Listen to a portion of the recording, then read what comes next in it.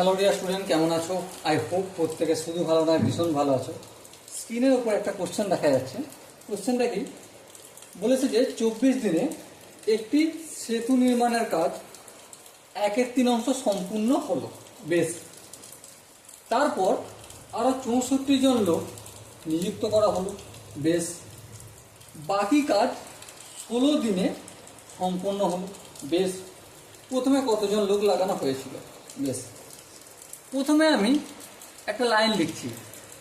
24 দিনে কতটা কাজ সম্পন্ন হয়েছিল? 1/3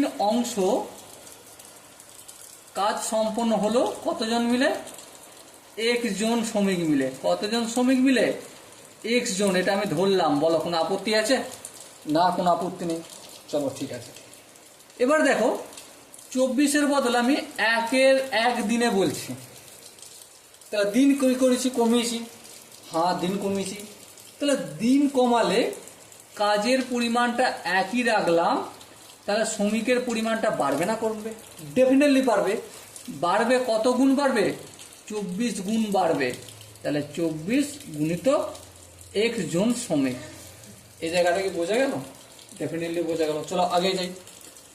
দেখো, এখানে দিনের সংখ্যাটা সেম রাখছি, কাজের পরিমাণটা ছিল 1/3, এটা বাড়াচ্ছি 1 তাহলে শ্রমিকের পরিমাণটা কি হবে? বাড়বে না কমবে? ডেফিনেটলি বাড়বে।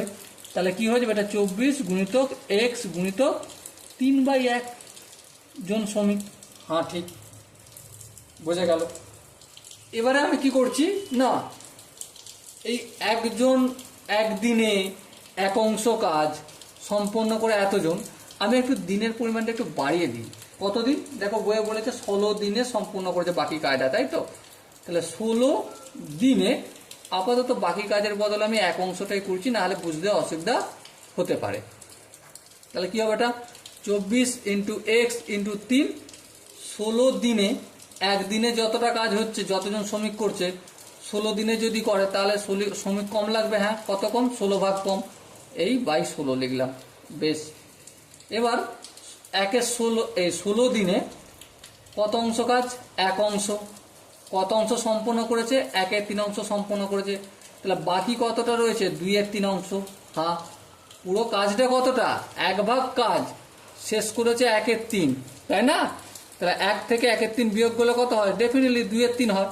তাহলে 2/3 কাজ সম্পন্ন হয় 24 গুণিতক x গুণিতক 3/16, আর 2/3টা কি হয়ে যাবে? 3, আর উপরের দিকে 2 হয়ে যাবে। কাটাকাটি করবো, এই 3 কাটবে। এবার দেখো, 2 × 1 2, 8 2 × 16, 8 × 1 8, 3 × 24। তাহলে 3 × x, 3x। বেশ, এতজন শ্রমিক।